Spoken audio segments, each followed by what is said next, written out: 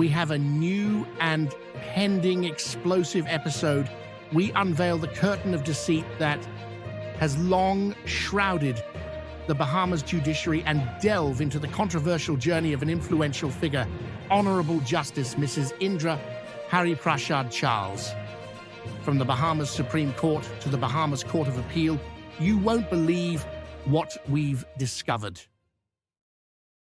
Get ready for the truth like you've never seen before. We will be shining a relentless spotlight on Judge Indra Charles and others, showcasing startling evidence that will redefine transparency.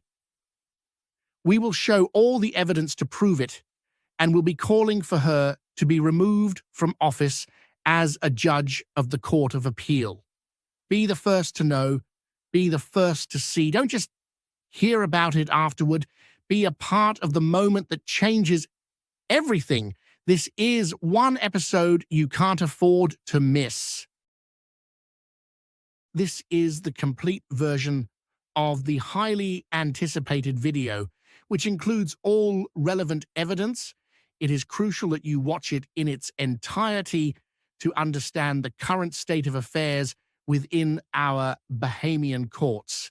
The information presented is vital, as the outcomes of these proceedings may significantly impact our lives and overall well-being. You can download all relevant documents using the link provided in the description below. We kindly ask that you consider supporting our cause by making a cryptocurrency donation. Simply scan the preferred QR code on this screen using your mobile device to donate Bitcoin, Litecoin, or USDT. Alternatively, you can access the donation details through the link in the description below. Cryptocurrency donations offer a more secure, private, and globally accepted way to contribute. As more of the world transitions to digital currencies, it helps mitigate issues related to de-dollarization and provides a decentralized means of supporting vital causes like ours. No amount is too small or too large. Your contribution is crucial to Stand Bahamas' mission of eradicating corruption in our nation. Fighting corruption is a costly endeavor, and your generous support is deeply appreciated. Together, we can stand for justice and transparency. Thank you for your kind support. Behind me is one of several Supreme Court buildings in Nassau, Bahamas, which is located at Bank Lane off Bay Street. Unfortunately, systemic injustices persist in the judiciary, with certain judges, past and present, lacking integrity and accountability. Litigants already under stress often find their situation worsened by unfair rulings influenced by personal or financial interests, as seen in the actions of Honorable Justice Mrs. Indra Charles. Such practices cast a shadow over the entire Bahamas judiciary, leading to a loss of public trust, confidence, and raising serious concerns about the lack of judicial impartiality and liability where no judicial immunity lies. The question remains, will the Bahamian judiciary and government continue to protect compromised judges, or will they act to uphold justice? According to Mr. Philip Mitchell, a former Bahamian police officer with over 40 years of legal experience, that he has yet to encounter a truly just judge in the Bahamas.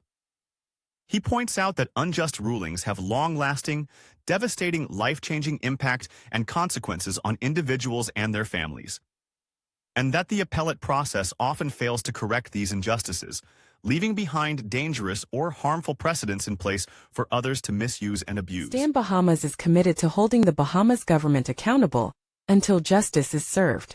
While our organization is not based in the Bahamas and is not subject to its jurisdiction, Stand Bahamas considers itself to be a friend of the court. Stand Bahamas must show tough love and constructive criticism to help correct the grave wrongs and injustices done by the courts in the Bahamas. We are dedicated to exposing corruption in the Bahamas judiciary, banks, and insurance companies. The case of Finance Corporation of Bahamas Limited, also known as RBC Finco versus the Mitchells, is a stark example of these issues. We urge everyone to watch the full video, like, share, subscribe, and turn on notification to be amongst the first to instantly watch our videos as soon as they are published. Please support our efforts to bring transparency and fairness to the Bahamian courts. It is vital to address these concerns, as corruption in the judiciary undermines the very fabric of justice. For the sake of our children and future generations, let us work together to eliminate these injustices and restore faith in the Bahamas legal system. At Stand Bahamas, our commitment to uncovering the truth is unwavering. We don't just scratch the surface, our investigators dig deep, leaving no stone unturned. Remember that this is how we operate every day. We research meticulously, relentlessly, conduct thorough investigations, and talk to everyone involved no matter how long it takes. Our investigators ask the tough questions and piece together the facts. Stand Bahamas is dedicated to exposing corruption. Because for us, justice isn't just a goal, it's a mission.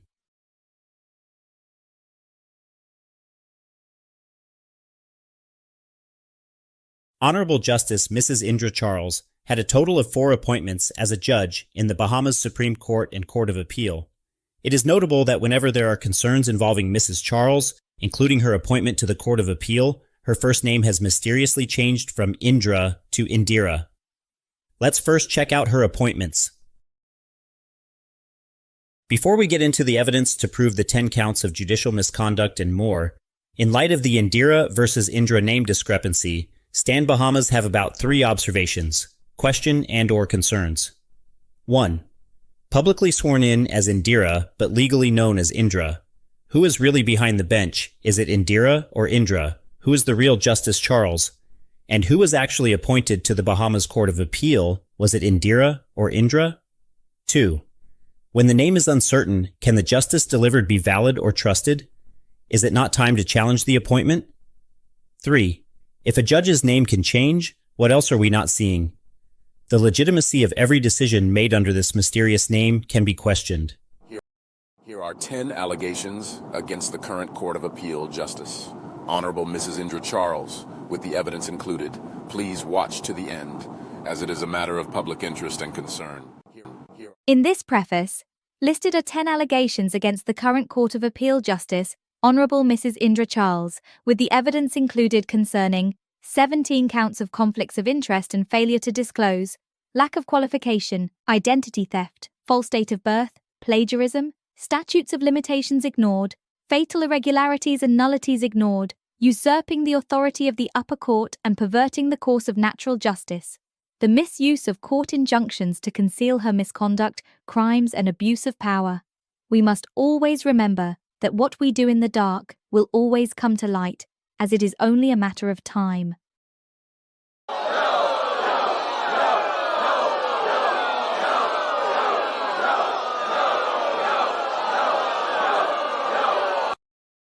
Before discussing the 10 counts of misconduct against Court of Appeal Justice Mrs. Indra Charles, it is important to note that an Eastern Caribbean Supreme Court judgment revealed that Mrs. Charles and her husband owed approximately $537,197 to RBTT Bank Caribbean Limited and Mr. Michael Joseph as of the year 2018. This was 6 years after Mrs. Charles' appointment as a Bahamas Supreme Court judge in the year 2012.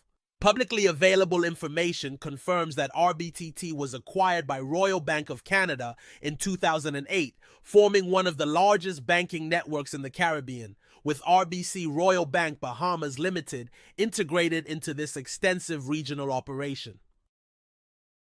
See the full Eastern Caribbean Supreme Court judgment. This judgment can also be downloaded at the link in the description below.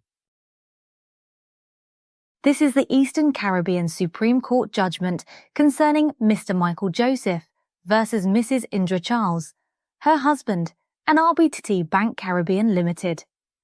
This document is also available to view or download at the link in the description below.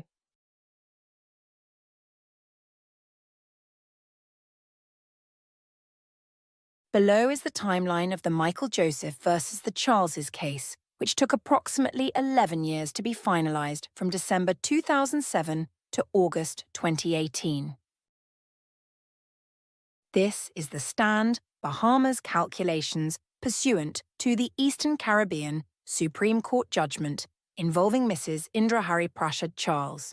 In summary, it proves that the Charles were indebted to Mr. Joseph in the amount of $250,365 and to RBTT Bank Caribbean Limited in the amount of $286,636, an overall total of over $537,000. In cases involving the Royal Bank of Canada Group, such as RBC Royal Bank Bahamas Limited or its subsidiary, Finance Corporation of Bahamas Limited, aka RBC Finco, it is imperative that no judge with financial ties or obligations to RBTT Bank Caribbean Limited should preside over related matters involving any of the aforesaid bodies. If Mrs. Charles knowingly presided over such cases despite her obligations, this would raise serious concerns. Furthermore, would it not exacerbate the issue if Mrs. Charles failed to recuse herself and did not disclose her financial relationship with these companies? Further questions. 1. What do you think will be the likely outcome of such cases? 2. Do you think that Mrs. Charles would rule fairly in such cases? 3. Mrs. Charles, being indebted in excess of over $500,000 while sitting as a Bahamas Supreme Court judge, in addition to having to pay her local Bahamas mortgage of $420,000 at the same time. Do you think that Mrs. Charles may likely have been financially compromised as a judge or not? Stand Bahamas will now list 10 allegations of fact, along with the relevant evidence against the then Bahamas Supreme Court Justice, Mrs. Indra Charles, who is currently a Justice of Appeal in the Bahamas Court of Appeal. This is evidence and allegation number 1 of 10, which is pursuant to one count of conflict of interest and failure to disclose. This allegation relates to the Supreme Court case of Finance Corporation of Bahamas Limited, also known as RBC Finco, who were the plaintiff versus the Mitchells, who were the defendants in case number C, LE Gen 1398, of the year 2009. In our Bahamas judiciary, transparency is crucial, especially when it comes to the impartiality of judges. A conflict of interest arises when a judge has a personal or financial relationship that could improperly influence their decisions in court. Judges are required to disclose any potential conflicts to ensure fair and unbiased rulings. Unfortunately, when these conflicts are hidden, the integrity of the legal process is compromised. The evidence. To demonstrate Mrs. Indra Charles's conflict of interest, we present the following evidence. 1. A redacted indenture of mortgage, a $420,000 mortgage loan held by Mrs. Indra Charles with RBC Royal Bank Bahamas Limited, the parent company of Finance Corporation of Bahamas Limited, aka RBC Finco. 2. RBC Finco Annual Report, documentation confirming that Finance Corporation of Bahamas Limited, also known as RBC Finco, is owned by RBC Royal Bank Bahamas Limited, the holder of Mrs. Charles's mortgage. 3. Written ruling, Mrs. Charles's ruling in a Supreme Court case involving RBC Finco and Mr. Mitchell, whereby she failed to disclose her financial relationship with RBC Finco or its parent company and ruled against him. 4. Transcripts. 3 written transcripts, further evidencing Mrs. Charles's failure to disclose her financial ties to RBC Finco and its parent company in the Mitchell case, whereby she ruled against him. 5. Additional Supreme Court cases. A list of 8 additional Supreme Court cases where Mrs. Charles presided and failed to disclose her financial relationship with RBC Finco, and she ruled against the parties opposing RBC Finco. 6. Further Supreme Court cases. A list of 8 more Supreme Court cases where Mrs. Charles presided without disclosing her financial relationship with RBC Royal Bank Bahamas Limited, and she ruled against the parties opposing RBC Royal Bank Bahamas Limited. 7. Court of Appeal case. A case from the Court of Appeal in which Mrs. Charles presided without disclosing her financial ties to RBC Royal Bank Bahamas Limited, her mortgagee, and she ruled against the party opposing RBC Royal Bank Bahamas Limited. This is the indenture of mortgage of the Bahamas Court of Appeal Justice, the Honorable Mrs. Indra Charles. Get the full redacted version at the download link in the description below. This confirms that RBC Royal Bank Bahamas Limited is her mortgagee.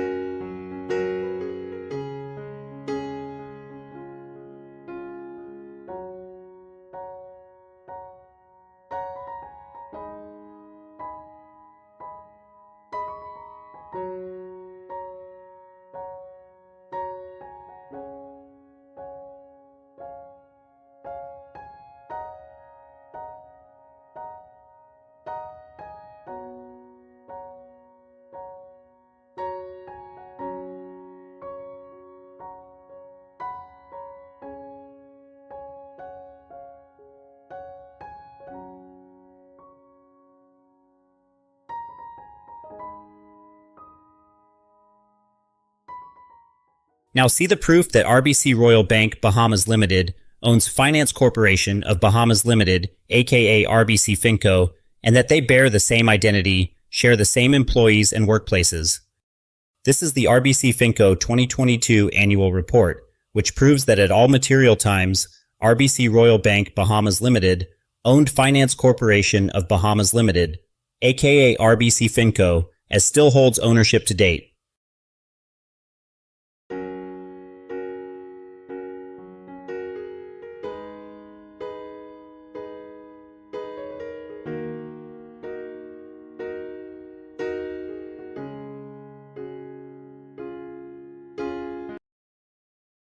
This is the written ruling of the Bahamas Supreme Court Justice, Honorable Mrs. Indra Charles.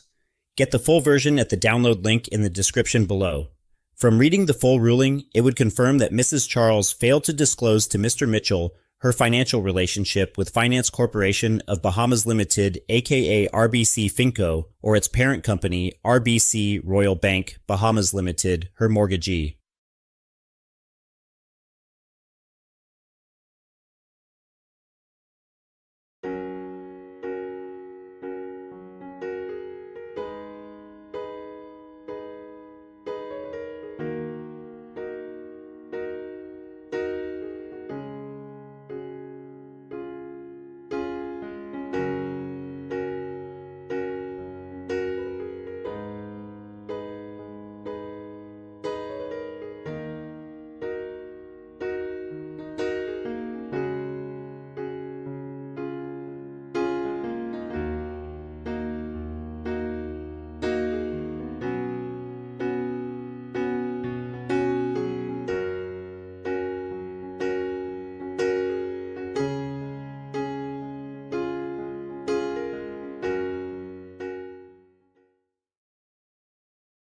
The three transcripts pursuant to the hearings in this case were presided over by Justice Honorable Mrs. Indra H. Charles of the Bahamas Supreme Court.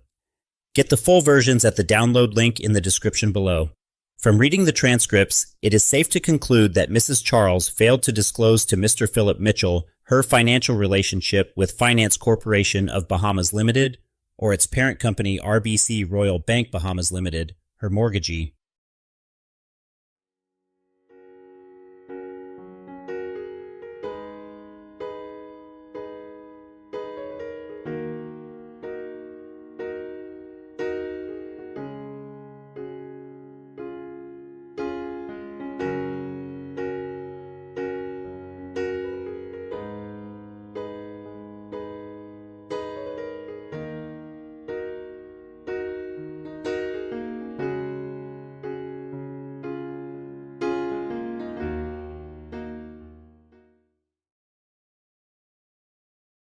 This is the court order of the Bahamas Supreme Court Justice, Honorable Mrs. Indra H. Charles.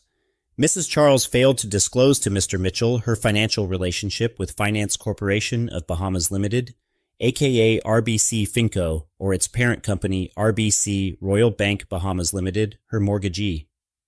Get a copy at the download link in the description below.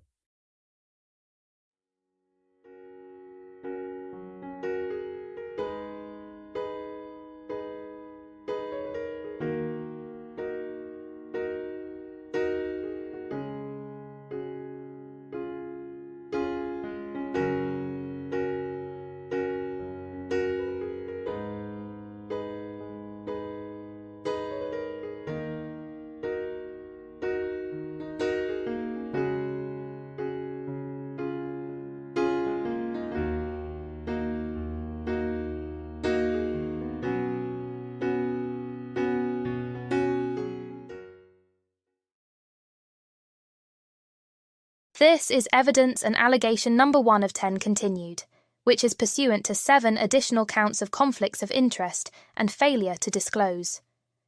These additional allegations of fact relates to the Bahamas Supreme Court matters presided over by Mrs. Indra Charles, which involved Finance Corporation of Bahamas Limited, the subsidiary of RBC Royal Bank Bahamas Limited.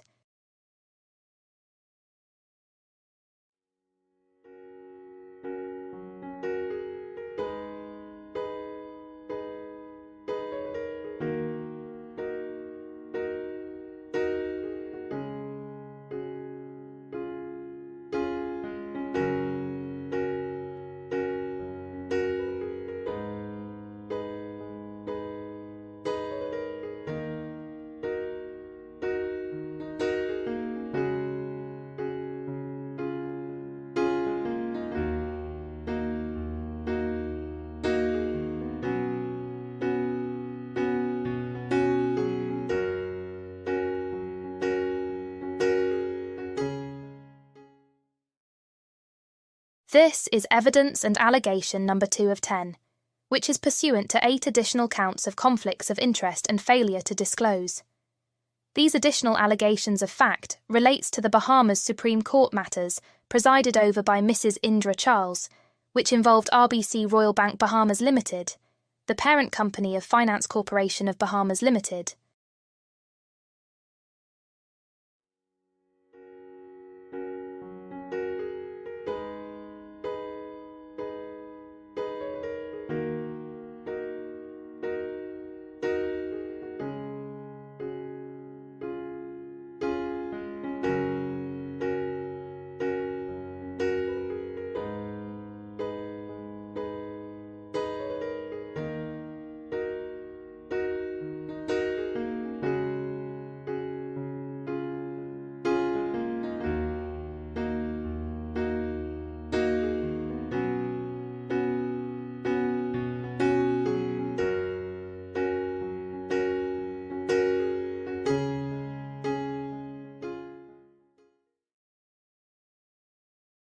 This is evidence and allegation number 3 of 10, which is pursuant to 1 additional count of conflict of interest and failure to disclose. These additional allegations of fact relates to the Bahamas Court of Appeal matter, presided over by Mrs. Indra Charles, involving RBC Royal Bank Bahamas Limited, the parent company of Finance Corporation of Bahamas Limited. This is the Bahamas Court of Appeal judgment. This matter was presided over by Mrs. Indra Charles and 2 other justices of appeal involving Larry and Mrs. Charles's mortgagee, RBC Royal Bank Bahamas Limited. Mrs. Charles was the judge that drafted and delivered the judgment in this case and ruled in favor of the bank without disclosing her financial relationship to Larry.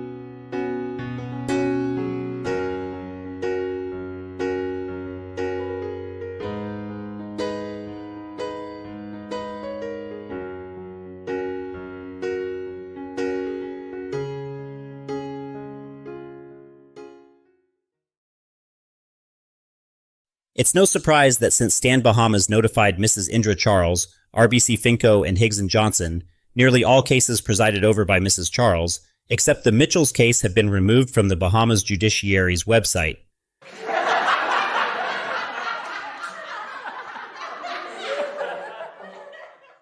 This strongly suggests an attempt to conceal evidence, indicating that Mrs. Charles has allies within the system covering for her. However, Mrs. Charles may not have realized that the court's backup website still retains this information.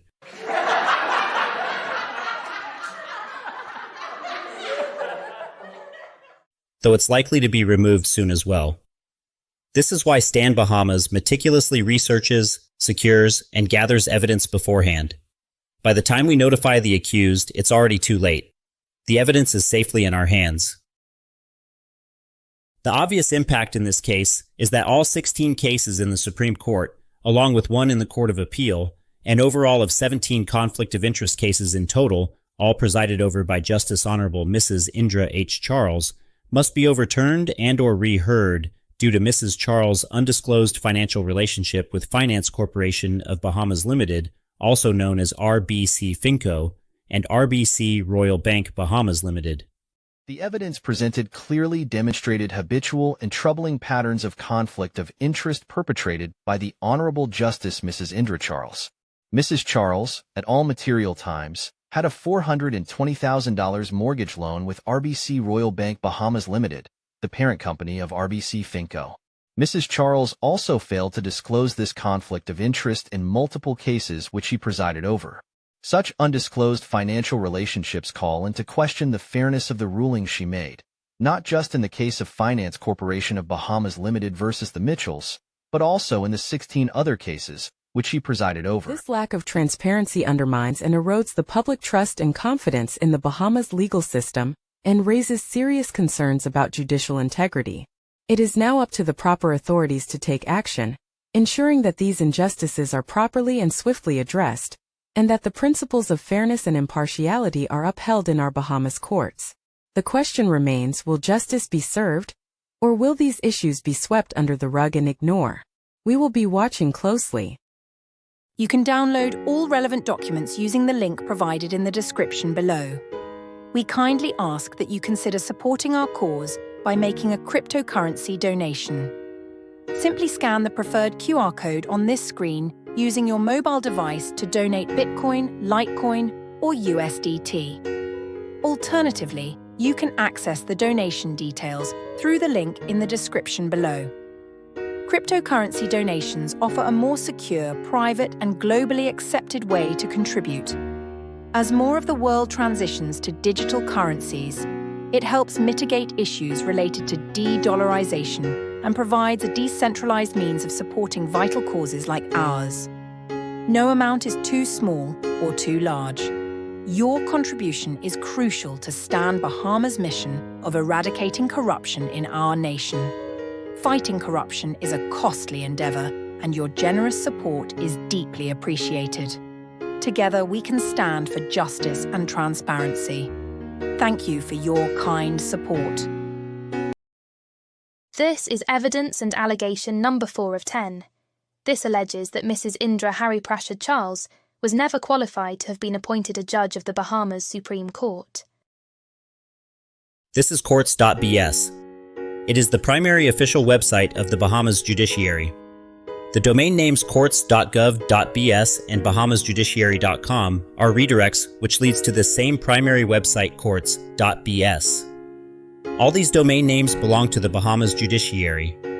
The Bahamas Judiciary backup website is located at staging.courts.bs, which is simply a subdomain of the primary official website courts.bs. Now we will show you what the Bahamas Judiciary, via the Judicial and Legal Service Commission, states are the requirements to be appointed a judge of the Bahamas Supreme Court. Then we will show you what the law actually states.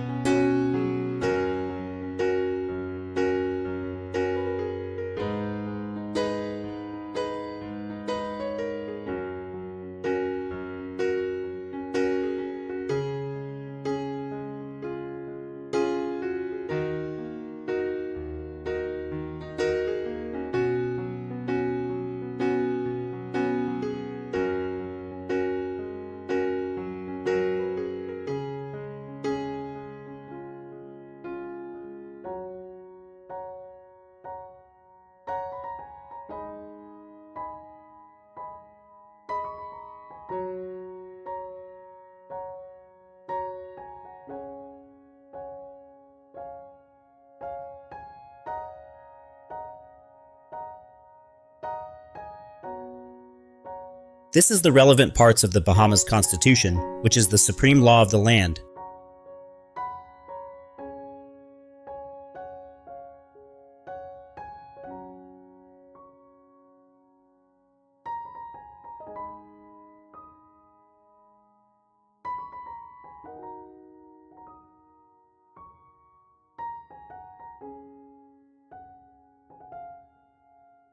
This section of the Bahamas Constitution addresses the appointment and tenure of Supreme Court judges. Article 94, Subarticle 3, confirms that the appointment of Supreme Court judges is governed by applicable laws. Historically, this has always been the Supreme Court Act, from its inception to the present.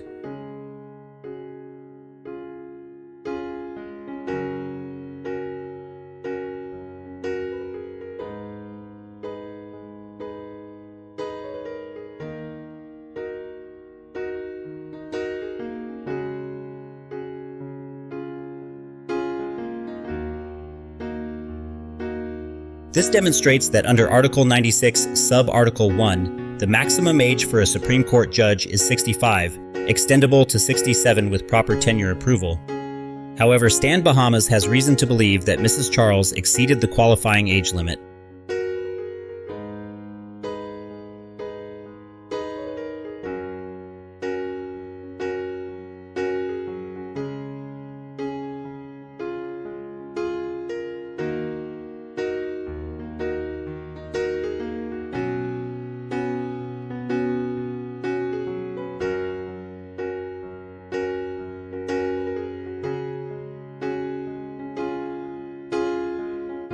This demonstrates that under Section 4, subsections A and B of the Supreme Court Act, both Bahamian attorneys and those from Commonwealth countries must have at least 10 years of experience as practicing attorneys.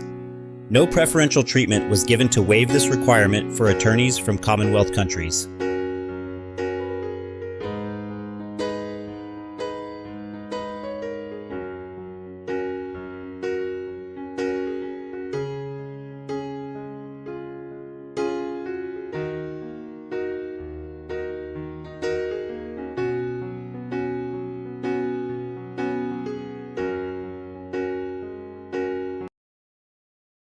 The Legal Profession Act, Chapter 64, is unrelated to judicial appointments, as it only governs the practice of law in the Bahamas.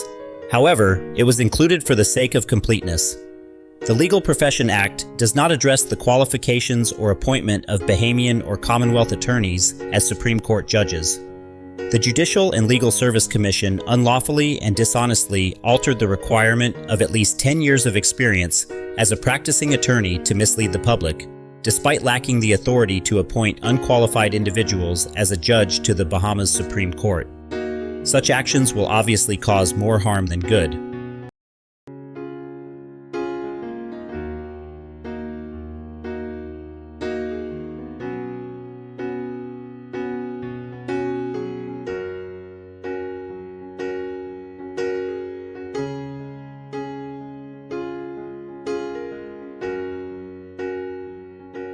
Mrs. Charles only has 2 years' experience as an attorney at law. She was never qualified to be appointed a Bahamas Supreme Court judge, a clear violation of Section 4 of the Bahamas Supreme Court Act, which requires a minimum of 10 years' experience as an attorney. This is a mandatory requirement for all Bahamian or foreign attorneys seeking employment as a judge in the Bahamas Supreme Court.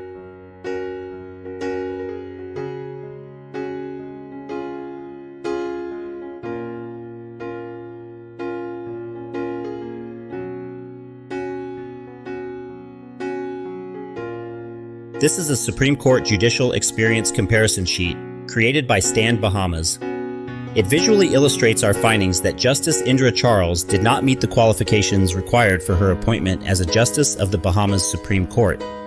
Please pause the video and take a few minutes to examine it carefully.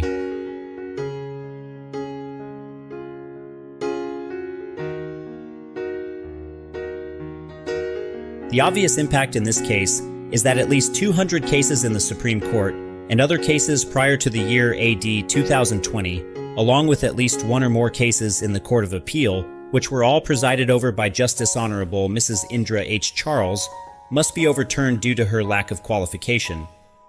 It is clear that under Section 4 of the Supreme Court Act, Mrs. Charles never met the requirement of having a minimum of 10 years' experience as a practicing counsel or attorney at law to qualify to be a judge of the Bahamas Supreme Court.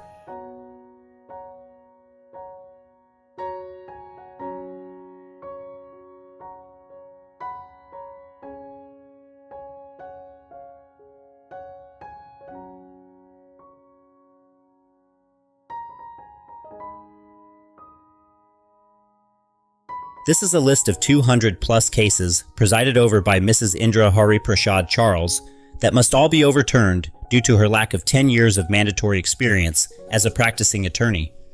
These judgments were previously available for download on the Bahamas Judiciary's website before being removed with the exception of Mr. Mitchell's case and a few notable known cases at this time. However, Stand Bahamas has already secured all of the judgments, and they are available for download at the link in the description below. These judgments may still be accessible on the Bahamas Judiciary's backup website at staging.courts.bs, unless they were also later removed.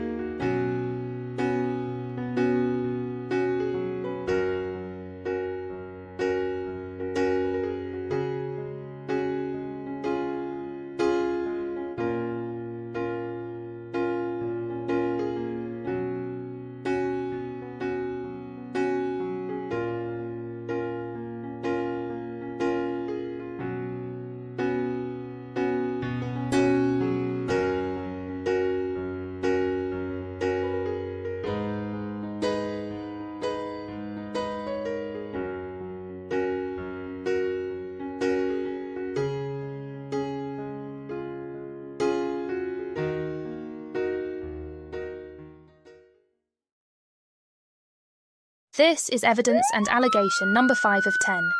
This alleges that Mrs. Indra Charles unlawfully utilised the date of birth and age of another person with a similar name to apply to become a judge of the Bahamas Supreme Court.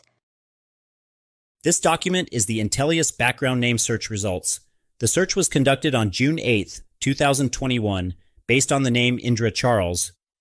Our findings reveal that Mrs. Charles apparently stole or misappropriated the date of birth information from a USA citizen or resident with the same first name, surname, and Mrs. Charles's preferred age.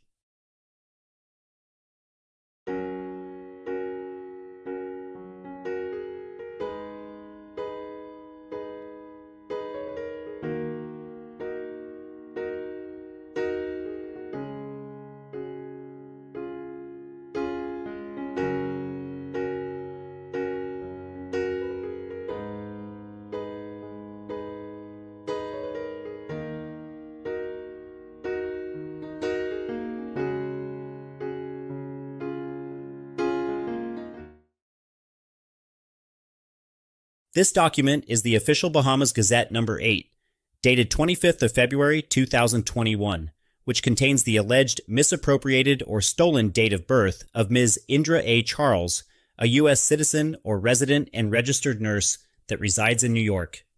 It is alleged by Stand Bahamas that the relevant authorities conspired with Mrs. Charles to unlawfully include this false and misleading information in the Gazette, with the intent of facilitating her qualification for appointment as a Bahamas Supreme Court judge.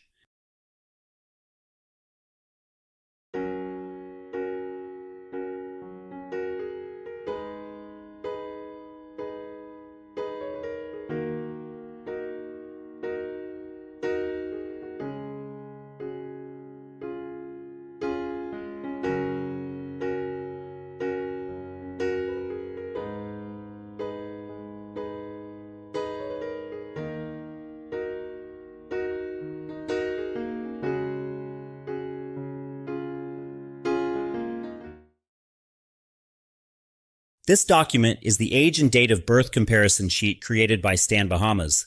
Here it shows the similarities of the name Indra Charles and the fact that the misappropriated or stolen date of birth information was intentionally recorded in the official Bahamas Gazette, knowing that such information is false.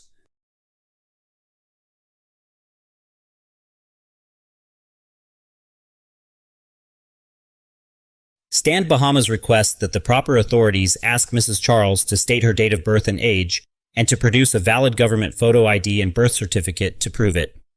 Then sit back and watch the drama unfold.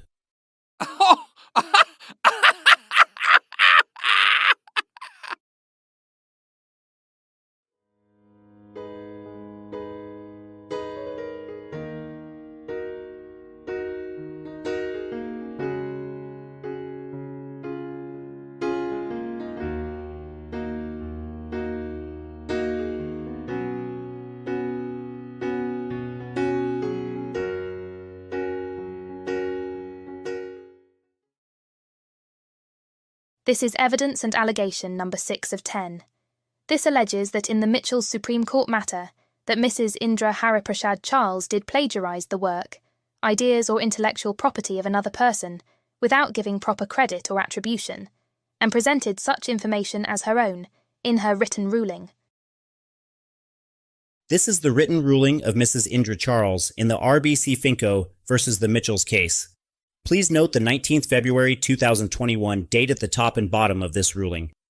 Also pause the video and pay attention to paragraph numbers 23, 24, and 25 of this ruling. We will now show the aforesaid sections compared to the online blog article that was plagiarized by Mrs. Charles.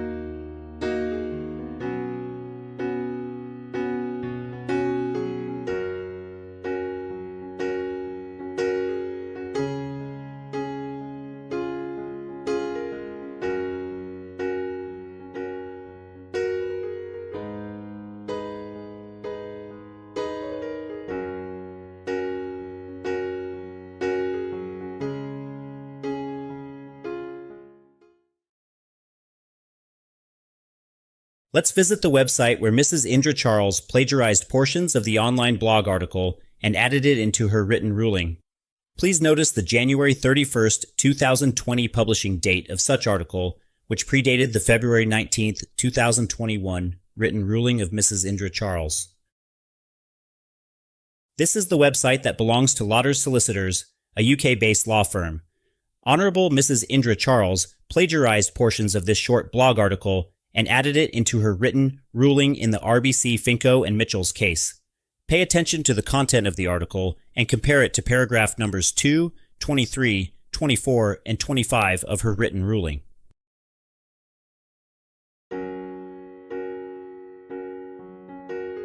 Here we will compare this section of the blog article with paragraph number 23 of Mrs. Charles' written ruling to see the exact plagiarized information.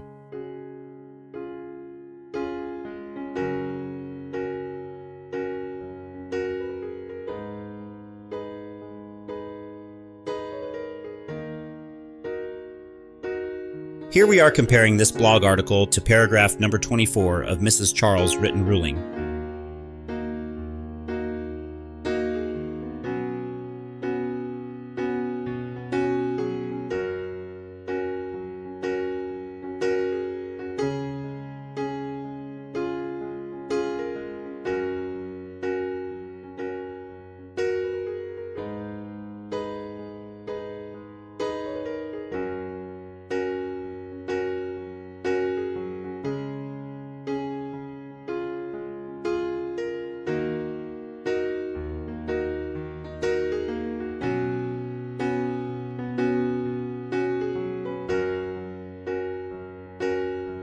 Here you can clearly and obviously see that paragraph number 24 of Mrs. Charles's written ruling was copied from this website blog article verbatim, along with a portion of paragraph number 25.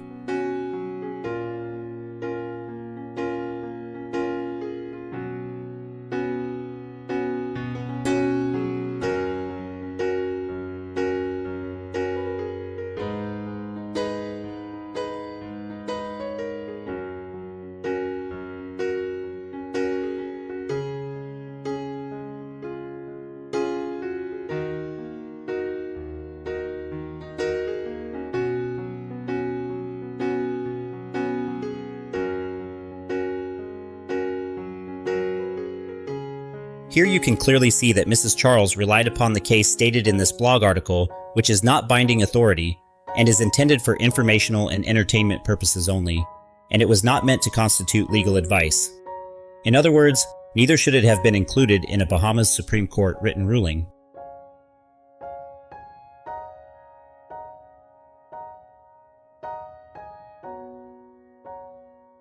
It is important to note that Mr. Mitchell's stay application before the court had nothing to do with any electronic or automatic email sign-off.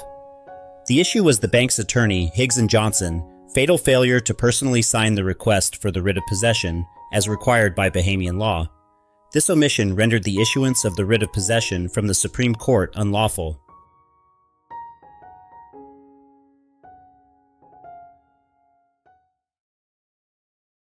Stan Bahamas uncovered that Justice Indra H. Charles plagiarized unrelated intellectual work in an attempt to favor Finance Corporation of Bahamas Limited aka RBC Finco in Mr. Mitchell's case.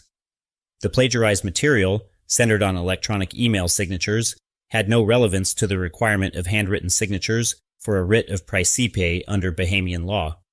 Moreover, Justice Charles relied heavily on a UK county court case, Neocleus v. Rees 2019, which is not binding authority and was cited in a blog for informational and entertainment purposes only. This reliance raises serious concerns about the integrity of her ruling and the ethical implications of her conduct.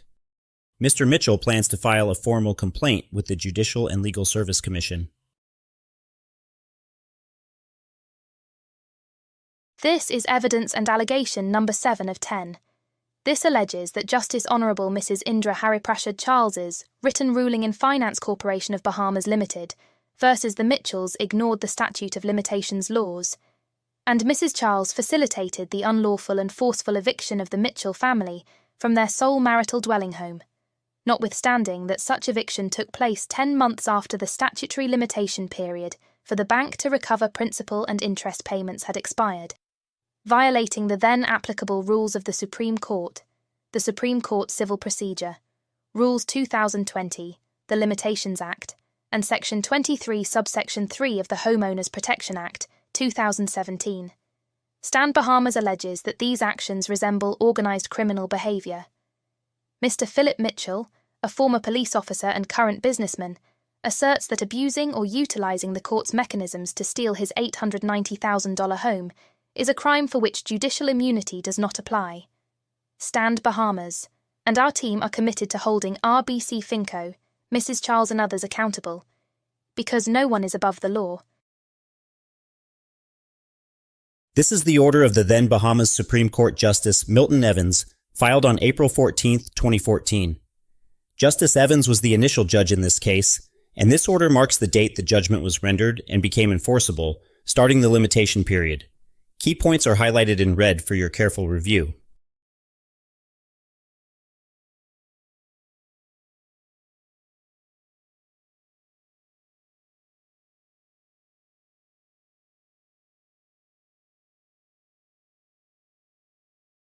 These are 2 relevant pages from the written ruling of the then Bahamas Supreme Court Justice Indra Charles, highlighting 3 key points. 1. The court lacked authority to grant vacant possession to the bank, as the action was improperly brought under the Mortgages Act, not Order 77 of the Rules of the Supreme Court. 2. The hearing occurred months after the bank's recovery of principal and interest was already statute barred. And 3. Despite the statute of limitations, Justice Charles authorized Finance Corporation of Bahamas Limited, a subsidiary of her mortgage lender, to take possession of the Mitchells' sole marital home.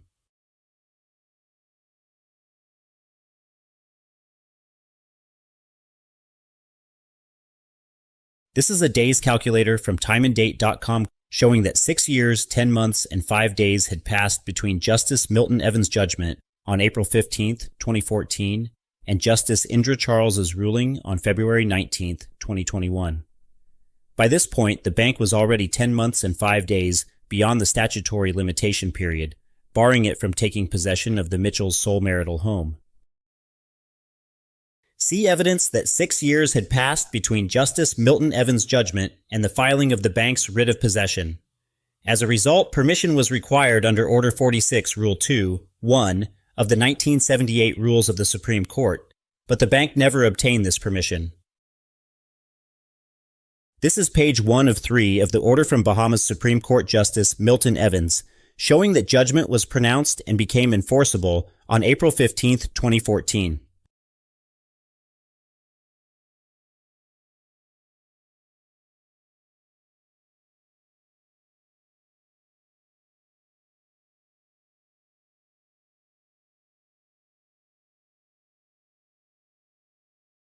This is page 1 of 4, indicating the writ of possession was filed on April 14, 2020.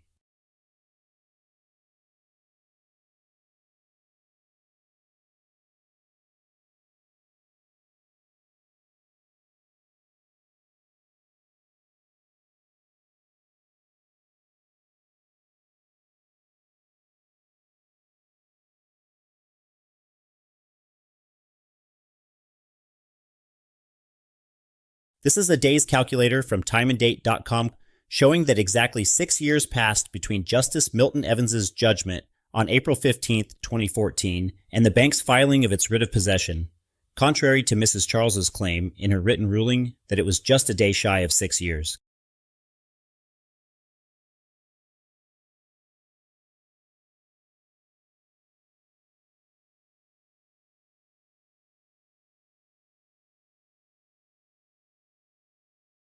Here's proof that the COVID-19 emergency orders did not extend or suspend the statute of limitations, refuting the false claims by Mrs. Charles, the bank, and Higgs and Johnson to justify the bank's late filing of its writ of possession. This confirms that the bank's writ of possession was filed on April 14, 2020, exactly 6 years after Justice Milton Evans' judgment, not based on any ruling from the Court of Appeal or Privy Council, as Mrs. Charles claimed. Therefore, the time began running from the April 15, 2014 judgment. A key irregularity is the absence of any specified amount, as the bank never stated a sum in its claim, making it impossible for the Supreme Court or Court of Appeal to determine whether the Mitchells owed the bank anything.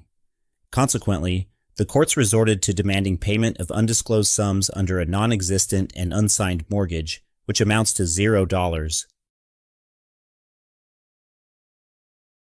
This is the Limitation Act, also known as the Statute of Limitation. This proves that when a judgment is pronounced or handed down, it is no longer valid 6 years later. See Section 5, Subsection 3 of the Limitation Act herein. Notice the Bahamas Supreme Court was negligent and/or acted in concert with the Bank, Finance Corporation of Bahamas Limited, and Higgs and Johnson to unlawfully issue the writ of possession. Hence, they thereby utilized the court's mechanism to steal the Mitchells' sole marital dwelling home, currently valued at approximately $890,000.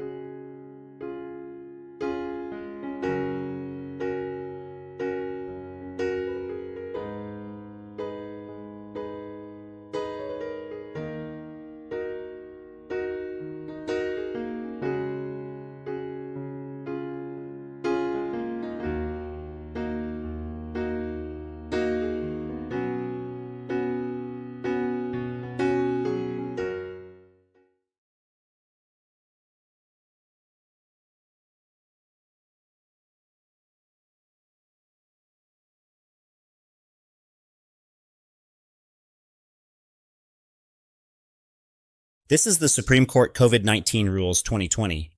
These rules did not permit the bank to rely on laziness or exploit any suspension periods. The bank clearly did not qualify for any benefits under these rules, as stated in Rule 2. Notably, the COVID-19 rules were no longer in effect when the bank's writ of possession expired. Justice Charles appeared to go to great lengths to ensure the bank's success against Mr. Mitchell, even acting as if she were lead counsel for the bank, fabricating flawed and irrelevant limitation issues. Please review the highlighted information carefully.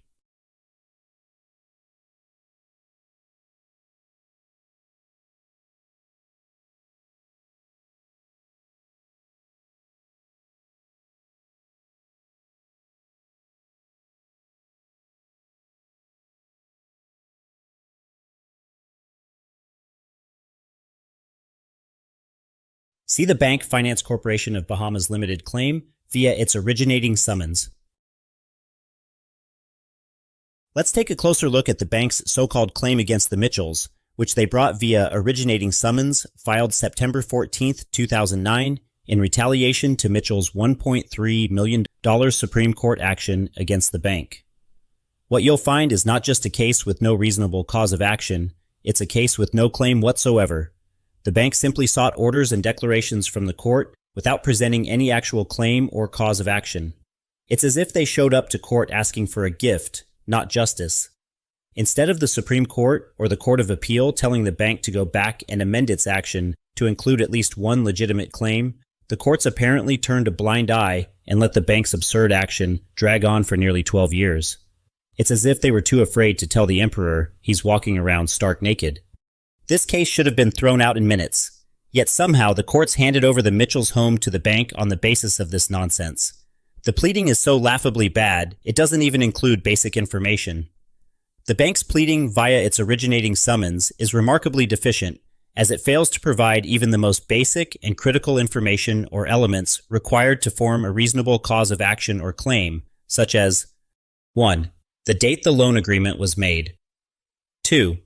The parties to the agreement. 3. The terms of the agreement. 4. Whether the loan contract was signed by the Mitchells. 5. The amounts allegedly borrowed by the Mitchells. 6. The amount actually lent to the Mitchells. 7. The rate of interest charged per annum. 8. The amount repaid by the Mitchells. 9. The outstanding balance, if any, or the amount due but unpaid. 10. The date on which any unpaid sums became due. 11. The amount of principal and interest supposedly owed. 12. The amount of interest accrued. 13. Whether the Mitchells had defaulted on the loan. 14. Whether the Mitchells signed any indenture of mortgage, which they did not. 15. Whether the Mitchells signed any indenture of further charge, which they did not. This lack of such essential details renders the bank's pleading both invalid, inadequate, and questionable at best. In the Mitchells case, the court acted ultra vires in adjudicating a pleading commenced by the bank that simply sought reliefs for orders and declarations devoid of any claim, or in the absence of a claim. The law firm of Higgs & Johnson is supposed to be, if not the largest, one of the largest and most respected law firms in the Commonwealth of the Bahamas. However, it does not know how to file a simple or proper mortgage action before the courts. This is nothing less than a great embarrassment, not just for Higgs & Johnson, but also the Bahamas courts, which is also a bad reflection on the entire Bahamas. How did the bank expect to take someone's home with a document that doesn't include a single detail about the actual debt? Any non-compromised court would have struck this case down in a matter of minutes. But instead, the Bahamas courts seem to have treated Higgs & Johnson and their client, Finance Corporation of Bahamas Limited, also known as RBC Finco, like they're above the law, giving them whatever they asked for. This case wasn't even brought under the right law.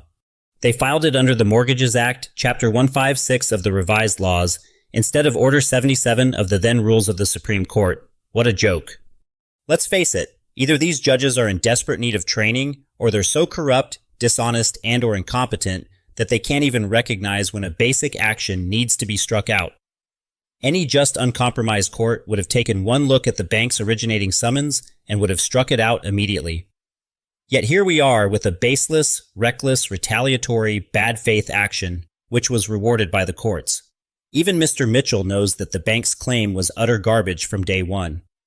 The bank simply needed a way to steal the Mitchells' high-value home, and it utilized compromised judges and others in order to help it to do so. Think about that. How does such incompetence judicial cowardice, or corruption thrive in the Bahamas judicial system? Let this be a wake-up call to all Bahamians.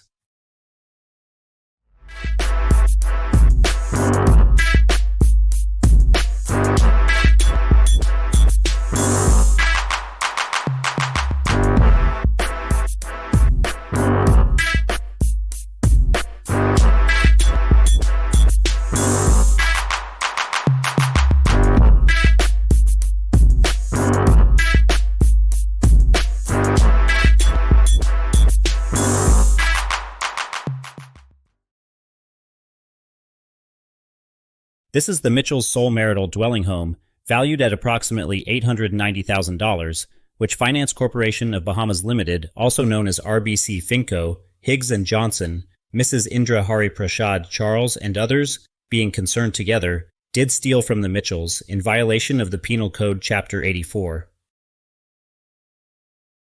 This is evidence and allegation number 8 of 10. This alleges that Justice Indra Charles, in her ruling in the Finance Corporation of Bahamas Limited versus the Mitchells case, that Mrs. Charles dismissed all 14 valid, relevant and material grounds presented in Mr. Philip Mitchell's application for a stay, appearing to act more as an advocate for the bank than an impartial judge. Mrs. Charles ruled in favour of Finance Corporation of Bahamas Limited, the subsidiary of her mortgagee, RBC Royal Bank Bahamas Limited, without disclosing her financial ties to the bank. Her ruling suggested a clear intent to overlook any procedural errors, irregularities, or misconduct by the bank, ensuring a favourable outcome for them. This decision, unsupported by facts, evidence, or law, seems to have been influenced by her undisclosed financial relationship with the bank and its parent company. Now we will show the proof that no signature was annexed to or found on the bank's Preface for writ of possession, as hopelessly argued by Mrs. Charles.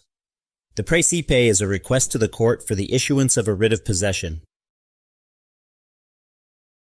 This is the bank's Preface, which is a formal request for writ of possession. This shows that 1. It was based solely on the April 15, 2014 judgment of the then Supreme Court Justice, Honorable Mr. Milton Evans, and not pursuant to any Court of Appeal or Privy Council ruling. 2. It never specified any figure amount. 3. The signature or signing area of the writ of Preface was clearly left blank and devoid of any signature. 4. The typed written words Higgs and Johnson does not represent any signature. It only identifies the name of the bank's attorney who was expected to sign in order to validate the request for the writ of possession. However, the bank's attorney, Higgs and Johnson, neglected and/or failed to sign it. This is the last page of an order in this case. This is a sample of the backing page and how it would look if Higgs and Johnson had hand-signed the Preface for writ of possession as required by law.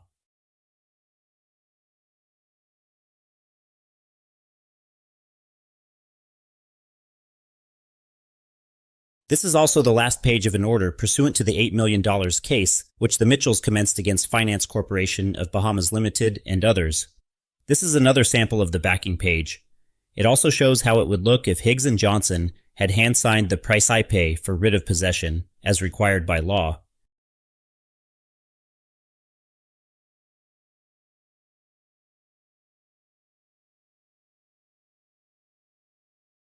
This is a condensed version of Mrs. Charles' written ruling, which shows the relevant pages. The full ruling is available for download at the link in the description below. It shows that Mrs. Charles showed a clear intent to overlook all the irregularities and nullities by the bank, no matter what. This also includes the bank's fatal failure to have Higgs and Johnson sign the request or the Preface for writ of possession.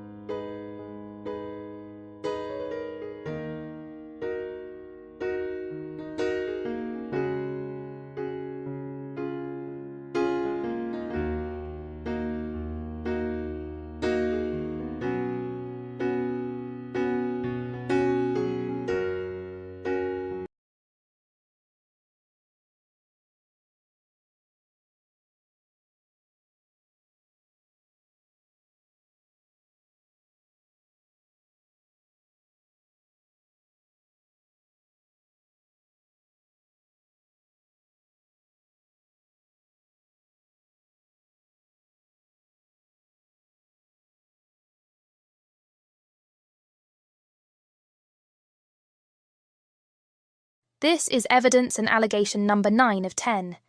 This alleges that Justice Indra Charles did undermine and usurped the powers, functions and authority of the Court of Appeal, which is the upper court, and she abused and misused her power and perverted the course of natural justice.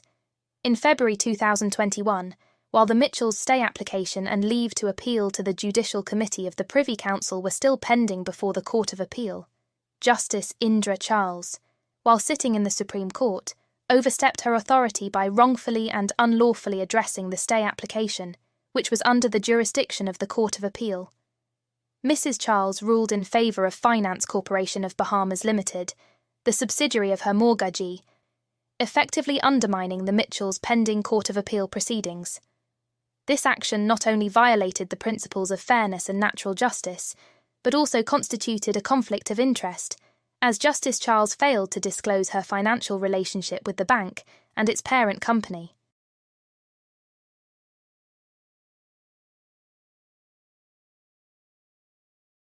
This is again the written ruling of the then Supreme Court Justice Mrs. Indra Charles.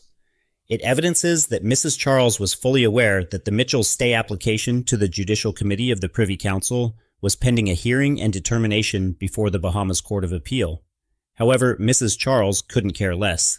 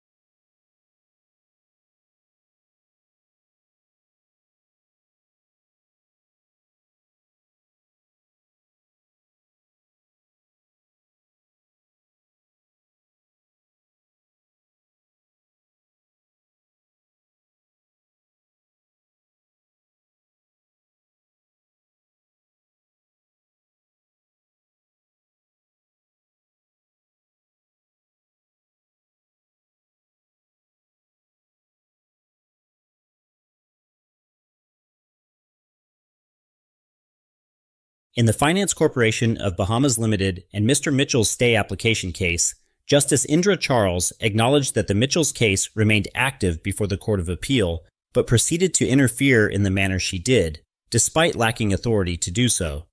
The Court of Appeal had delayed addressing the Mitchells' stay application to the Judicial Committee of the Privy Council for years, warning the Mitchells against rushing the process while simultaneously accusing them of inaction.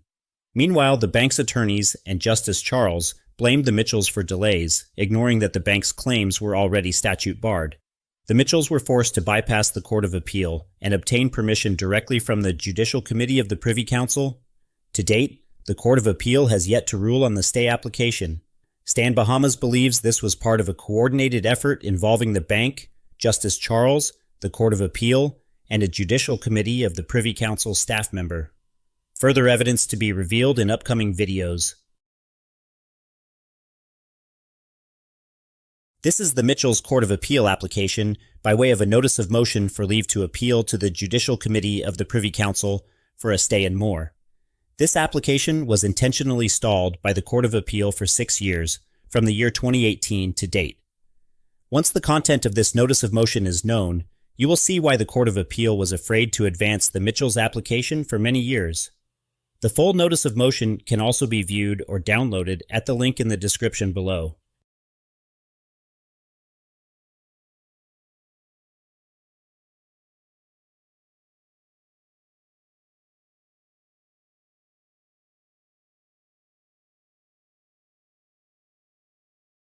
This is evidence and allegation number 10 of 10. This alleges that Higgs & Johnson, Finance Corporation of Bahamas Limited, also known as RBC Finco, and Mrs. Indra Charles did conspire together to unlawfully and wrongfully obtain gag and restraining injunction orders against Mr. Mitchell in bad faith, in order to cover up Mrs. Indra Charles' misconduct. Charles' written ruling and the 3 transcripts, which proves that Mrs. Charles never disclosed to Mr. Mitchell that she has an existing $420,000 mortgage loan with RBC Finco's parent company, RBC Royal Bank Bahamas Limited. 2. you will see the first email sent on April 20th, 2021, written by Mr. Mitchell respectfully requesting Mrs. Indra Charles to provide her date of birth, age, and an explanation as to the conflict of interest and failure to disclose. Mr. Mitchell received no response. 3. You will then see that, on April 23rd, 2021, Mr. Mitchell sent a follow-up email and again he received no reply. 4. You will see our email tracking data. You will see that Indra Charles forwarded the email to her co-conspirators, the bank's attorney at Higgs and Johnson and others. 5. You will see that several days later, Higgs and Johnson somehow received an emergency gag and restraining order to keep Mr. Mitchell silent on such issues, and to not research any person presiding over the matter, among other things. This is a clear violation of Mr. Mitchell's constitutional rights. 6. You will see that Higgs and Johnson also obtained an interim injunction extending such temporary injunction. Although Higgs and Johnson never had any locus standi or legal footing to bring an injunction to cover up the wrongdoings of Mrs. Charles, neither itself in the Finance Corporation of Bahamas Limited versus the Mitchell. Due to many spam and numerous daily emails, the Mitchells did not discover such injunctions which were granted to the bank by Mrs. G. Diane Stewart until approximately a year or more later. All documents can be found at the link in the description below. Please see Mr. Mitchell's initial email, sent on April 21st, 2021, to Mrs. Indra Charles.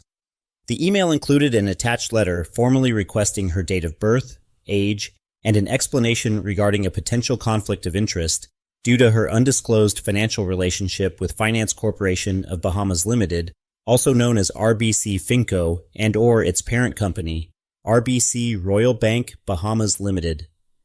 As of October 2024, Mr. Mitchell has not received a response to this inquiry. This is the relevant cover email dated the 20th of April 2021, which Mr. Philip Mitchell sent to Mrs. Indra Charles. This is the attached letter of the email dated and sent on the 20th of April 2021, which Mr. Philip Mitchell sent to Mrs. Indra Charles.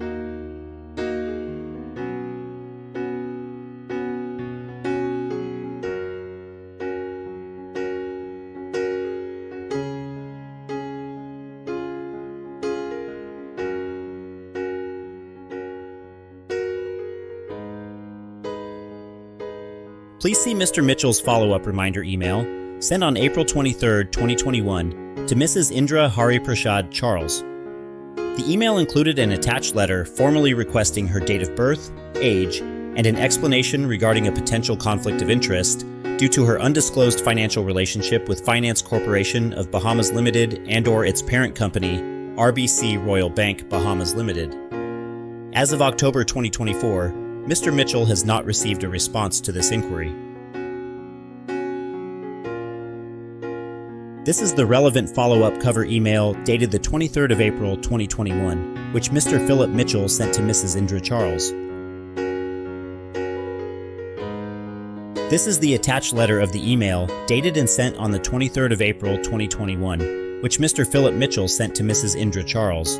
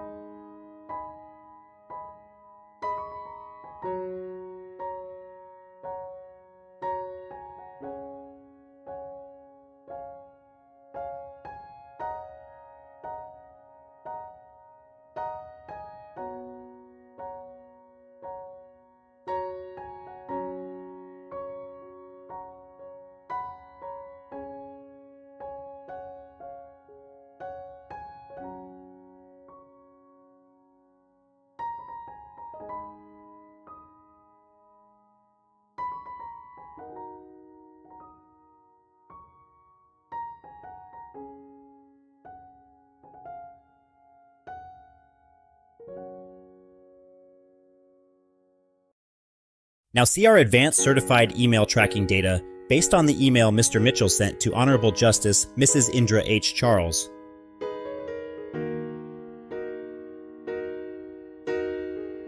This email tracking data clearly shows that Mrs. Indra Hariprasad Charles forwarded Mr. Mitchell's email to her partners in crime, the attorneys at Higgs & Johnson and others. Hence, several days later, Higgs & Johnson had unlawfully obtained gag and restraining order injunctions, restraining Mr. Mitchell from researching or seeking any information about Mrs. Charles, and publicizing anything about Mrs. Charles, Higgs & Johnson, the bank and others, among other things. Please read the red boxed and the black highlighted notes for further clarity.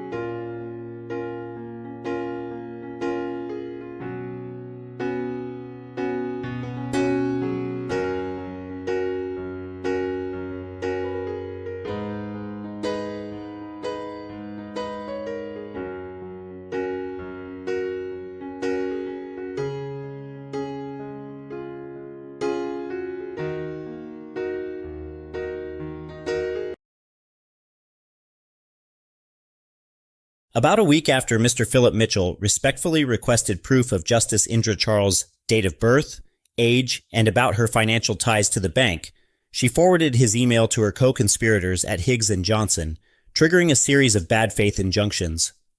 Former Supreme Court Justice G. Diane Stewart, who issued both temporary and interim injunctions against Mr. Mitchell, should have recused herself due to a conflict of interest in a prior $1.3 million case, which was later amended to $8 million involving the Mitchells and Finance Corporation of Bahamas Limited and others, which was related and inseparable to the instant case. Mrs. Stewart had represented Sagicor Capital Life Insurance Company and misled the court to remove Sagicor as a party. In order to cover up her prior misconduct and protect her former client, Mrs. Stewart improperly issued injunctions against Mr. Mitchell, despite her obligation to recuse herself, undermining fairness and natural justice in the matter. See the interim injunction order against Mr. Mitchell, dated June 11, 2021.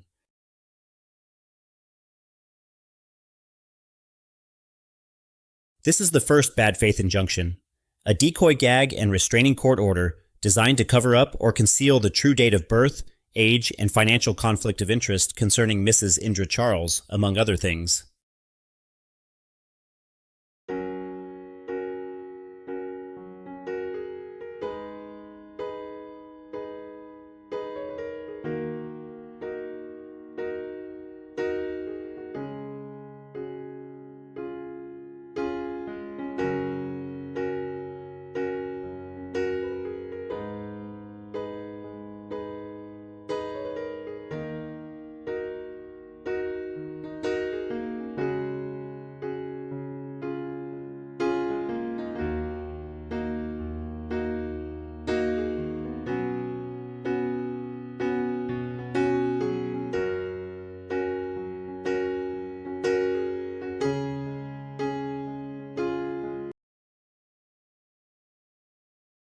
Mr. Mitchell, neither his wife were never properly served any injunction, and a review of these injunctions reveals they were not related to harassment, threats, molestation, or any misconduct as falsely alleged by the bank's attorneys, Higgs & Johnson. Instead, these injunctions were granted in bad faith to cover up conflicts of interest, misconduct, and possible criminal actions involving Justice Indra Charles, RBC Finco, and others in an attempt to conceal the conspiracy to seize the Mitchells' $890,000 marital home. Mr. Mitchell's respectful requests for Justice Charles to disclose her age, date of birth, and financial ties to the bank were not harassment, nor were his truthful statements, supported by evidence, defamatory in any way. It is neither lawful nor constitutional to prevent Mr. Mitchell from sharing information that protects the public unless verified by a compromised court. The court should not have granted these injunctions, as exposing judicial misconduct and corruption is in the public interest, and the bank's attorneys had no legal standing to protect Mrs. Charles or themselves in this action and case number which was brought by the bank. In the interest of justice, these injunctions should all be dismissed.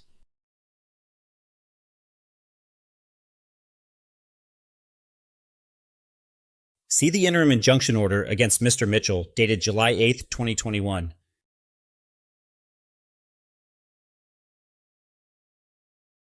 This is a continuation of the bad faith injunction, a decoy gag and restraining court order designed to cover up or conceal the date of birth, true age, and financial conflict of interest concerning Mrs. Indra Charles, among other things.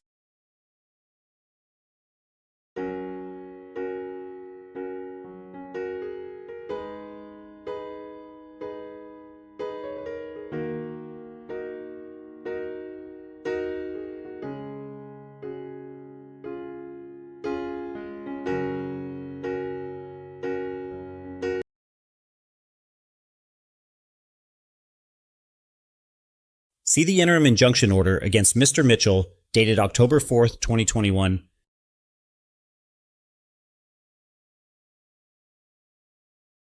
This is the final bad faith injunction, a decoy gag and restraining court order designed to cover up or conceal the date of birth, true age, and financial conflict of interest concerning Mrs. Honorable Indra Charles, among other things.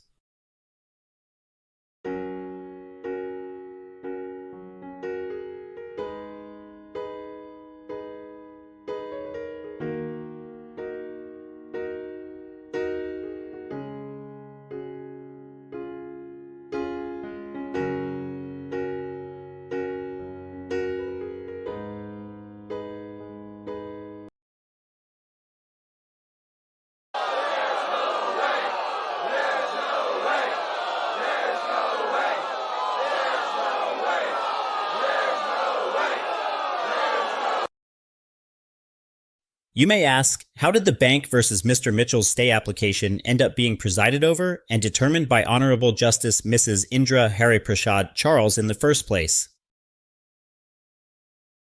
That's an excellent question, and we appreciate your inquiry. The answer is straightforward.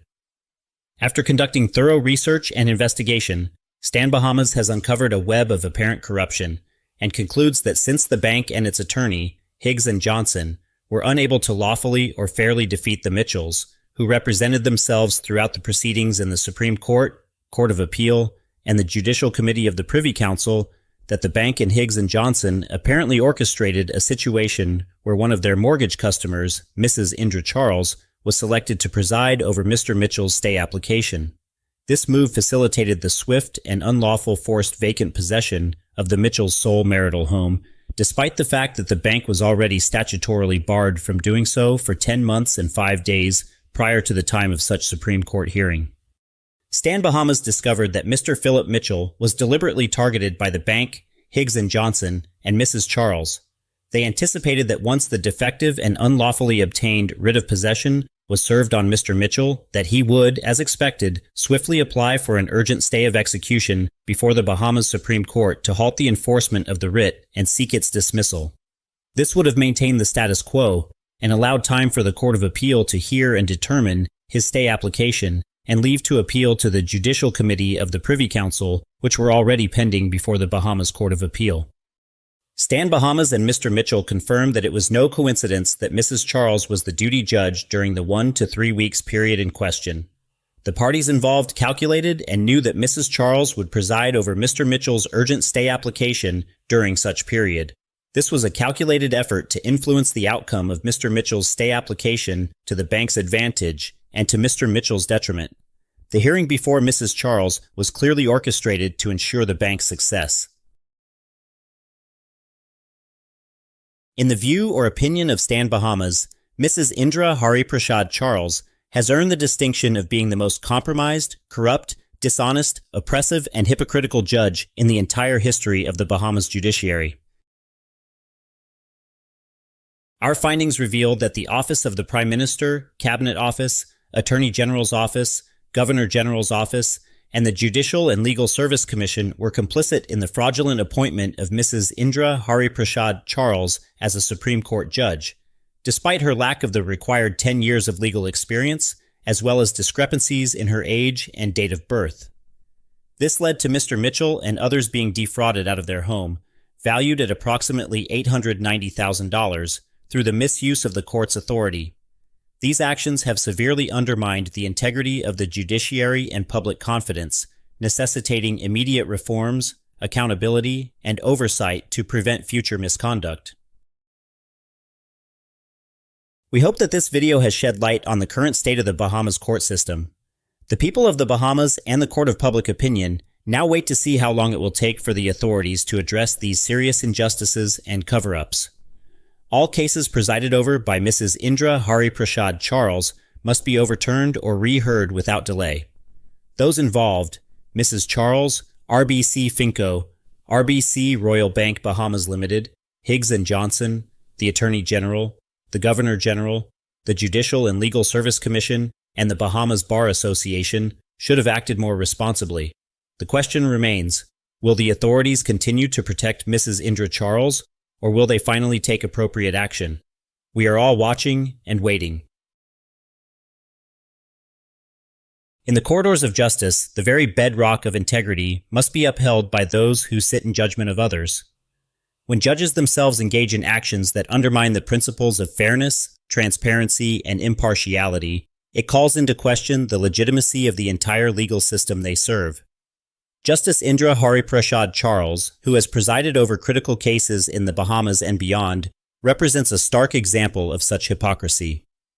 Despite delivering harsh rulings against attorneys and individuals for ethical misconduct, Justice Charles has been embroiled in no fewer than 17 allegations of financial conflict of interest, identity theft, and falsification of her qualifications, including her date of birth, to meet the criteria for a Supreme Court appointment, plagiarism, and more. These egregious breaches are compounded by her apparent lack of the requisite 10 years of legal experience necessary for the esteemed position she acquired in the Bahamas Supreme Court, and the position she currently holds in the Bahamas Court of Appeal. The hypocrisy is palpable. Justice Charles has repeatedly passed judgments on others for professional misconduct, branding them with accusations of dishonesty and ethical failure. Yet her own actions reveal a troubling pattern of deception and questionable conduct, from falsifying personal information to manipulating her professional credentials. The irony is that someone tasked with safeguarding the law has, by her own conduct, undermined the very principles she's sworn to protect. It is against this backdrop of judicial misconduct and double standards that the following articles should be viewed, where the public has rightly raised concerns about her integrity, calling into question the sanctity of the court she represents. Article number 1 of 10. This article from the Tribune reports that Supreme Court Justice Indra Charles fined Jerome Fitzgerald $150,000 for breaching constitutional rights by disclosing private emails from the environmental group Save the Bays in Parliament. The court ruled that Fitzgerald's actions violated privacy rights protected under the Constitution, despite his claim that parliamentary privilege shielded him. Justice Charles stated that Parliament should not interfere with private and confidential correspondence, and Fitzgerald was ordered to pay within 14 days. The ruling highlights a significant moment in Bahamian law concerning the balance between parliamentary privilege and individual privacy rights. Article number 2 of 10. This article from the Tribune reports that Commissioner of Police Ellison Greenslade denied claims that a senior officer was sent to St. Lucia to investigate the background of Supreme Court Justice Mrs. Indra Charles. These claims surfaced after Fred Smith, a prominent lawyer and Progressive Liberal Party member, allegedly probed into Justice Charles's character. Greenslade clarified that no investigation had been initiated and emphasized that the law enforcement agency had not authorized such actions. The allegations arose in the context of legal disputes involving Save the Bays, with Justice Charles recently ruling that disclosures of private emails by former Education Minister Jerome Fitzgerald in Parliament were unconstitutional. The Grand Bahama Human Rights Association also expressed concern over the reports. Article number 3 of 10. This article, titled "Will It Be No Justice, No Peace in Our Region?", published by Rick Wayne in The Star, discusses judicial controversies in the Caribbean, focusing on allegations involving Justice Indra Charles of the Bahamas Supreme Court. The piece raises concerns about political interference in the judiciary, particularly referencing the judge's handling of a high-profile case involving billionaire Peter Nygaard and the Bahamian government's interest in the matter. It touches on the influence exerted on the judiciary, including pressure from officials to rule in certain ways. The article also highlights the broader issues of judicial independence in both the Bahamas and St. Lucia, where Justice Charles has played key roles. The controversy has drawn attention from various legal figures and media outlets, furthering concerns about the erosion of judicial integrity and the influence of governmental and private interests on the courts. Article number 4 of 10. The editorial from the Tribune questions why Keod Smith, a Bahamian parliamentarian and a Bahamian police officer, are investigating Justice Indra Charles in relation to a case involving Peter Nygaard and the Save the Bays STB organization. It highlights concerns about political interference and the conflict of interest surrounding the investigation of a judge. The piece also touches on broader issues of judicial independence and government involvement in legal matters, particularly regarding the alignment of Bahamian officials with Nygaard's interests. The article critiques the actions of government members and their focus on private emails, suggesting a violation of the separation of powers and improper attempts to influence judicial proceedings. It also mentions concerns from officials in St. Lucia who are questioning why Bahamian officials are so involved in the matter. Article number 5 of 10.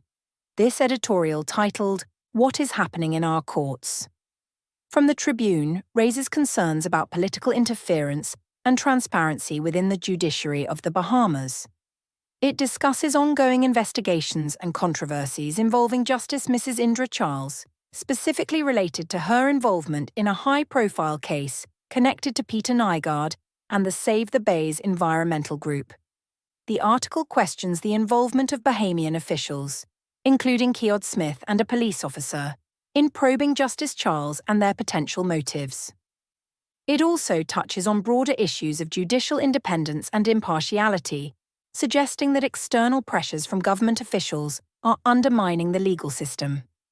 Additionally, the editorial highlights the challenges faced by judges due to requests for recusals and questions about bias, ultimately calling for greater accountability and transparency in the judicial system to ensure public trust. Article number 6 of 10.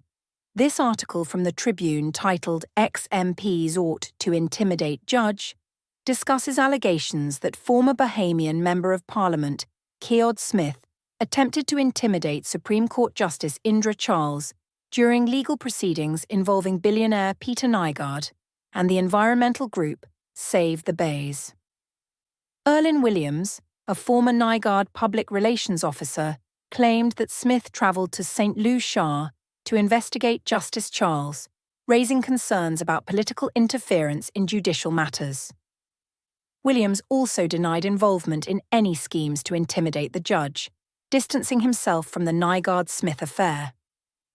The article details the broader context of Smith's role in the legal battle, his request for Justice Charles's recusal, and his alleged attempts to influence the case. Additionally, it touches on the personal safety concerns expressed by Williams and his decision to withdraw from representing Nygaard, as well as the ongoing legal drama surrounding the Save the Bays organisation and their conflicts with NYGARD. Article number 7 of 10. This article from the Tribune, titled Call for Probe into Judge Harassment, discusses former Bahamas Bar Association President Ellsworth Johnson's call for an official investigation into allegations that a judge was being harassed and intimidated by individuals connected to billionaire Peter NYGARD. Johnson urged Prime Minister Perry Christie, Attorney General Alison Maynard Gibson, and Commissioner of Police Ellison Greenslade to take immediate action. The accusations stem from claims that NYGARD's former public relations officer, Erlyn Williams, and former MP Keod Smith were involved in efforts to intimidate Supreme Court Justice Indra Charles during legal proceedings involving NYGARD and the Save the Bays group. Williams allegedly accompanied Smith to St. Lou Shah to gather information on the judge's background, raising concerns of political interference and judicial independence. Johnson emphasized the seriousness of the allegations and called for transparency and accountability, while noting the potential threat to judicial integrity in the Bahamas. Article number 8 of 10. This article, titled Judge Hits Double-Dipping Attorneys, from the Tribune, reports on a ruling by Supreme Court Justice Indra Charles, who criticized Bahamian attorneys for representing both parties in real estate transactions, which led to conflicts of interest and legal disputes. The case involved Alan and Sharon Crawford, who sued after discovering that they were not properly informed about issues related to their purchased property at Shanna's Cove. Justice Charles ruled against Dorset Major, the attorney who had represented both the Crawfords and the seller, Wilma Gaita Stubbs, highlighting negligence and improper handling of the sale. She ordered financial compensation for the Crawfords and condemned the attorney's actions, pointing out the risks and unethical practice of lawyers representing both buyers and sellers. The case also involved zoning issues, disputes over construction permits, and claims that Mr. Stubbs had threatened the Crawfords. Justice Charles's ruling underscores the need for greater integrity in the legal profession and the importance of avoiding conflicts of interest in real estate dealings. Article number 9 of 10. This article, titled Time to Discipline Untruthful Lawyers, from the Tribune, reports on a Supreme Court ruling by Justice Indra Charles, who called for disciplinary action against attorney Donna Dorset Major and the law firm Martin & Martin. The judge accused them of fabricating allegations in an attempt to force her recusal from a case involving a real estate dispute over Shanna's Cove. Justice Charles rejected claims made in affidavits submitted by Dorset Major, describing them as full of untruths and fabrications. She also criticized their legal tactics, noting that they were designed to delay proceedings. The judge emphasized the importance of holding attorneys accountable for misleading the court and suggested that it was time to take action against such unethical behavior. Justice Charles ultimately dismissed the application for recusal, concluding that the claims were baseless and that the lawyers' actions reflected poorly on their professionalism. Article number 10 of 10. This article, titled Attorney Fined for Contempt, from the Tribune, reports that Bahamian attorney Donna Dorset Major was fined $35,000 and ordered to pay an additional $20,000 in legal costs after being found guilty of contempt of court. Supreme Court Justice Mrs. Indra Charles ruled that Dorset Major intentionally fabricated the contents of an affidavit with the aim of undermining the court and prejudicing the administration of justice. Justice Charles criticized the attorney's attempts to appeal, noting that she was trying to delay the legal process further. The ruling also highlighted that Dorset Major had shown a lack of professionalism and integrity throughout the case. Despite Dorset Major's claims that she acted under pressure, the court found no merit in her defense. The judge emphasized the importance of holding legal professionals accountable for unethical conduct, sending a strong message against dishonesty in the legal profession. When we turn a blind eye to corruption, we are not only protecting the guilty, but condemning our children and future generations to a life of struggle and despair. Corruption erodes the very fabric of our society, undermining justice, prosperity, and hope. Transparency International reminds us that corruption stifles economic growth, leaving nations weaker and impoverished. We must come together to root out corruption, not just for ourselves, but for the future of the Bahamas. If we fail, the cost will be borne by those who come after us, our children, our country's future. The time to act is now. Below are important must-read documents to view and/or download at the link in the description below. Information in these documents also contains some information not mentioned in this video.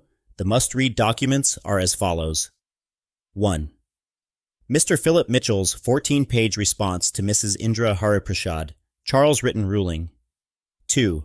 Official 33-page intended complaint to the Judicial and Legal Service Commission, which Mr. Mitchell had emailed to Mrs. Indra Charles and Higgs and Johnson. 3. Emailed 8-page letter dated the 2nd of August 2024, which was sent to Higgs and Johnson and Mrs. Indra Charles. 4. Stand Bahamas proposed judicial legal reform dated October 5th AD 2024. 5. The Mitchell's Court of Appeal Notice of Motion filed April 9th AD 2018 for leave to appeal, a stay, etc. 6. Mrs. Indra Charles mortgage, redacted, with RBC Royal Bank Bahamas Limited, and 7. For any other document, please email us at docs@standbahamas.com. This is our disclaimer. Stand Bahamas USA is not a Bahamian entity and is not located within the Commonwealth of the Bahamas. While we advocate for Bahamians and natural justice, we are not subject to the jurisdiction of Bahamian courts and are under no legal or moral obligation to comply with their orders. If you have evidence of judicial corruption, abuse of power, conflict of interest, or misconduct within the Bahamian courts, or corruption within the banking or insurance sectors, please contact us at complaints@standbahamas.com. All communications are confidential.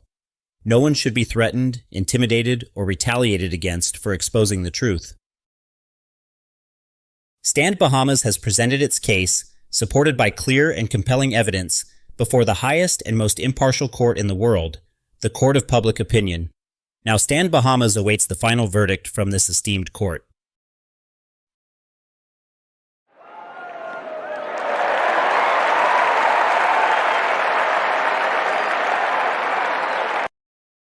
These are the Stand Bahamas, proposed judicial legal reform for the Bahamas. This is page 1 of 6, which speaks to 1. Addressing judicial qualifications. 2. Merit-based appointments. 3. Electoral system for judges. 4. Judicial appointments and gifts. 5. Promotions within the Judiciary. And 6. Penalties for interference. This is page 2 of 6, which speaks to 7. Preventing the abuse of procedural rules. 8. Strict enforcement of procedural compliance. 9. Accountability for non-compliance. 10. Mandatory financial disclosures. 11. Disclosure of financial interests. And 12. The rubber stamp mentality. This is page 3 of 6, which speaks to 13. Conflict of interest prevention. 14. Prioritization of Bahamian law. 15. Third-party court monitoring. 16. Signed written judgments. 17. Bias against pro se litigants. 18. Prevention of power abuse. And 19. Fact-based judgments. This is page 4 of 6, which speaks to 20. Right of appeal. 21. Prohibition of legal advice. 22. Oversight for bias towards banks or corporations. 23. Issues not mentioned. 24. Internal disciplinary measures. And 25. Criminal liability. This is page 5 of 6, which speaks to 26. Judicial review. 27. Transparency of process. 28. Email communications. 29. Unwarranted delays. And 30. Mandatory biography disclosure. This is page 6 of 6, which speaks to 30. Subparagraph 3. The official proof of age and date of birth. And 31. Periodic judicial training and more. Our truck isn't just carrying goods, it's delivering a message. Every mile our truck travels, it spreads the word that StandBahamas.com stands tall against dishonesty while driving out corruption. You can download all relevant documents using the link provided in the description below. We kindly ask that you consider supporting our cause by making a cryptocurrency donation. Simply scan the preferred QR code on this screen using your mobile device to donate Bitcoin, Litecoin, or USDT. Alternatively, you can access the donation details through the link in the description below. Cryptocurrency donations offer a more secure, private, and globally accepted way to contribute. As more of the world transitions to digital currencies, it helps mitigate issues related to de-dollarization and provides a decentralized means of supporting vital causes like ours.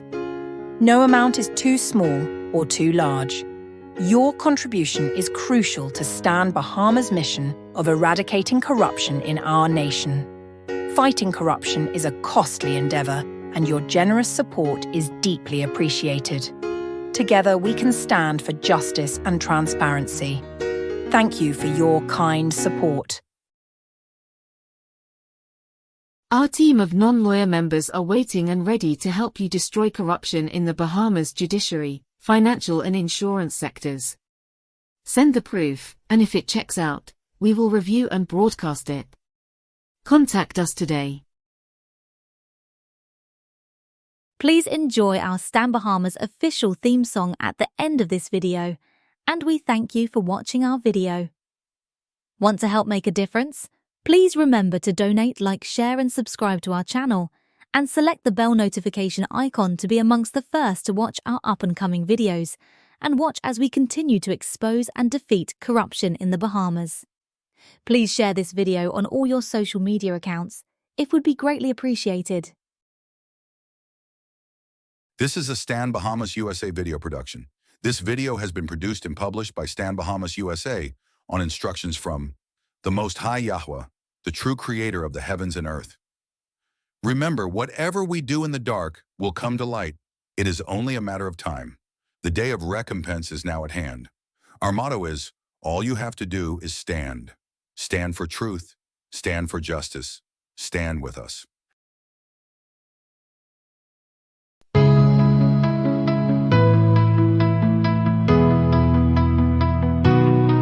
In the heart of the USA, we stand tall with the Bahamas.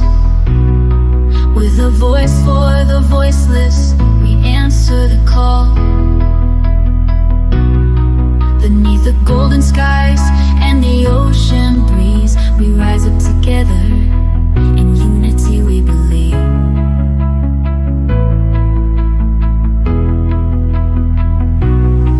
Stand Bahamas, hear our fight. For justice and truth, we'll scale new heights. Through the shadows that darken the night, we'll shine a light and make it right.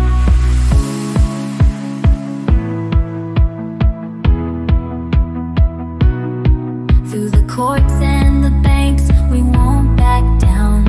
Every wave of corruption will turn around. No games can define the course we take. With hearts full of courage, we'll carry the weight. Stand Bahamas, hear our fight. For justice and truth, we'll scale new heights. Through the shadows that darken the night, we'll shine a light and make it right.